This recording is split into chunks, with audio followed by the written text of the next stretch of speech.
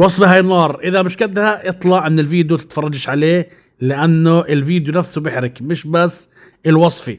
جماعة سحوق الخضار او دكة المناسف اليوم عاملها بطريقة نارية. طبعا عملتها بجنب المعجنات، طلع اشي خرافي، واو نار. الفيديو لازم تبكي وانت تحضر بيه، محضر كمية مي معك لانه بيحرق. ثومة عبارة عن 4 روس، فلفل حريف، فلفل جامبا الوان، انا بفضل اللون الاخضر. بنطحنه كلياته في الميكسر لحديت ما يبكي معنا هاي على الشكل تقريبا خشن. بنزيد عليه شوية ملح وبنشمل طحن. طبعا جماعة قديش بتحبوا اشطر حريف زيدوا عليه واطحنوه مع بعضه وشوفوا النتيجة الخرافية. طبعا بعد ما نطحن بطلعه، بزيد عليه زيت الزيتون، من المفضل يبقى زيت السنة.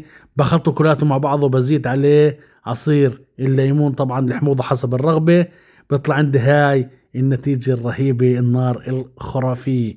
جماعة لازم تجربوا هاي الوصفة ولو مرة واحدة في الحياة، لأنه رايحين تدمنوا عليها.